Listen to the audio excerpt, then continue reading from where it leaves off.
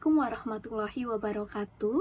Salam sejahtera bagi kita semua. Om Swastiastu, Namo Buddhaya, salam kebajikan dan salam budi luhur. Nama saya Sepia Alimatus Nurrohmah dan saya dari Universitas Budi Luhur di Fakultas Ilmu Sosial dan Studi Global, Program Studi Hubungan Internasional.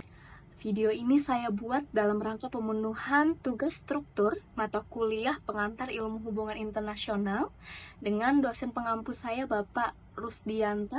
Dan pada kesempatan kali ini saya akan menyampaikan menurut pemahaman saya mengenai materi hubungan internasional seperti apakah yang dimaksud dengan hubungan internasional, aktor, dan model dalam hubungan internasional. Mungkin sebelum kita membahas tentang apa sih definisi teoritis dari hubungan internasional itu sendiri, mungkin ketika kita berbicara tentang hubungan internasional, hal yang pertama kali terbenak di pikiran saya gitu, hubungan internasional itu aktivitas atau kegiatan antara negara dengan negara lain, atau aktivitas antara negara dengan pihak lain atau pihak asing begitu. Sebenarnya itu mungkin sudah benar begitu, tapi secara teoritis, secara deskripsi teoritis apa sih yang dimaksud dengan hubungan internasional, mungkin di sini banyak sekali ahli yang mengemukakan pendapatnya begitu tentang arti dari hubungan internasional sendiri. Tapi untuk kesempatan kali ini saya akan menyampaikan arti hubungan internasional itu sendiri dari materi yang disampaikan Bapak Rusdianta dalam sesi perkuliahan. Untuk definisi dari hubungan internasional sendiri, pada sesi perkuliahan Bapak Rusdianta menyampaikan ada dua arti teman-teman, yaitu dipisahkan dari hubungan internasional yang ditulis dalam huruf kecil H dan I huruf kecil, dan hubungan internasional yang ditulis dalam H dan I huruf besar. Jadi apa sih perbedaannya? Apakah ada perbedaan yang signifikan dan lain-lain? Jadi yang pertama yaitu pengertian atau definisi dari hubungan internasional yang ditulis H dan I huruf kecil, yaitu dipahami sebagai interaksi antara aktor-aktor tertentu yang melewati yurisdiksi nasional suatu negara. Selanjutnya yaitu pengertian hubungan internasional yang ditulis dengan huruf besar teman-teman. Hubungan internasional yaitu dipahami sebagai kajian akademik yang berusaha memahami interaksi-interaksi dari aktor-aktor tertentu tadi yang melewati batas yurisdiksi nasional suatu negara. Jadi dari dua definisi tadi antara hubungan internasional yang ditulis dengan huruf kecil dan hubungan internasional yang ditulis dengan huruf besar, terdapat perbedaan ya teman-teman.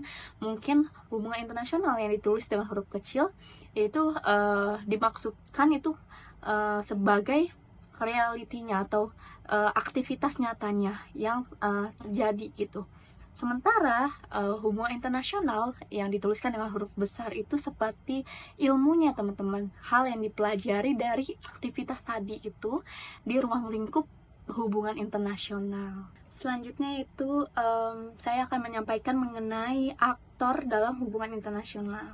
Mungkin kalau misalkan kita membahas tentang aktor, definisi umumnya adalah pelaku yang melakukan aktivitas yang termasuk dalam hubungan internasional tadi. Jadi siapa yang melakukan atau oknum pelaku ya, atau agent yang melakukan activity tadi dari negara dengan negara lain atau negara dengan pihak asing, itulah yang dimaksud dengan aktor dalam hubungan internasional. Definisi teoritis dari aktor dalam studi hubungan internasional atau politik dunia adalah tipe aktor yang merujuk pada agent-agent yang berpartisipasi dalam politik dunia atau individu, kelompok negara atau organisasi yang memainkan peran utama dalam politik internasional. Aktor ini adalah bisa individu, bisa negara, bisa organisasi yang berpartisipasi atau melakukan aktivitas tadi dalam batas yurisdiksi nasional suatu negara, itu bisa disebut sebagai aktor hubungan internasional. Dan untuk aktor dalam hubungan internasional itu kita bisa kelompokkan menjadi dua ya teman-teman. Yang pertama yaitu aktor negara dan aktor non negara. Kalau untuk aktor negara ya kita sudah tahu lah ya, negara sebagai entitas geografis yang diatur oleh otoritas pusat begitu ya. Macam-macam negara itu bisa dibedakan berdasarkan kekuatannya begitu ya teman-teman, seperti negara superpower, negara maju, negara berkembang, ataupun negara tertinggal. Dan yang kedua yaitu aktor non negara. Jadi apa aja sih yang termasuk dalam kategori aktor non negara? Itu ada organisasi internasional, organisasi internasional non pemerintah, perusahaan multinasional, atau individu negara seperti organisasi internasional. Mungkin kita bisa lihat contohnya itu seperti Perserikatan Bangsa-Bangsa atau United Nations, NATO, ataupun ASEAN. Contohnya perusahaan multinasional teman-teman. Jadi perusahaan multinasional itu sendiri dapat diartikan sebagai perusahaan yang cabangnya itu atau dia tuh beroperasi nggak di satu negara aja teman-teman, tapi ada di banyak negara. Mungkin contohnya kalau yang terdekatnya itu seperti Grab ya mungkin teman-teman. Jadi Grab itu kan ada di Asia Tenggara ya, kayak misalkan Indonesia ada, terus di Malaysia juga ada, di Singapura, terus di Thailand itu Grab ada. Terus kalau misalkan versi luar negerinya mungkin Uber, yang kita tahu mungkin dulu sempat ada di Indonesia, tapi yang saya tahu Uber itu dari US. Terus mungkin ada kalau dari makanan itu kayak Coca-Cola itu termasuk dalam kategori perusahaan multinasional karena target penjualannya, target audiensnya itu bukan cuma satu negara aja teman-teman, tapi bisa di lebih atau bahkan di seluruh dunia. Non negara itu kan tadi aku sempat sebut juga yaitu individu ya. Jadi yang dikatakan individu yang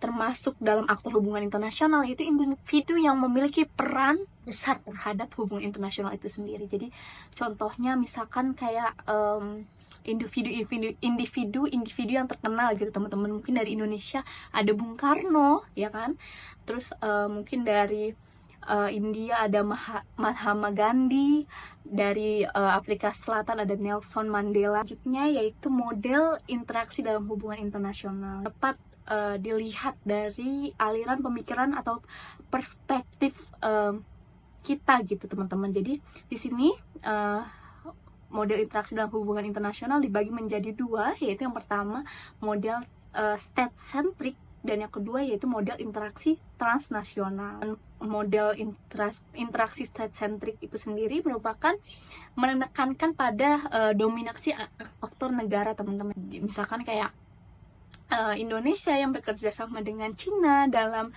bidang pendidikan. Nah, itu termasuk dalam kategori model interaksi state-centric. Sementara untuk model interaksi transnasional, yaitu kebalikan dari model interaksi state-centric, yaitu menekankan atau para teoretisi itu mengakui peran aktor negara dan non-negara. Jadi kayak kombinasi gitu loh teman-teman. Jadi kayak misalkan Indonesia bekerja sama dengan Grab gitu. Grab itu kan perusahaan multinasional yang termasuk dari kategori aktor non negara gitu. Sementara Indonesia kategorinya yaitu aktor negara. Jadi kombinasi antara aktor negara dengan non negara. Demikian yang dapat saya sampaikan dalam kesempatan kali ini. Mungkin sekiranya ada kekurangan atau kekeliruan dari pemahaman yang saya sampaikan, mohon dapat dimaklumi.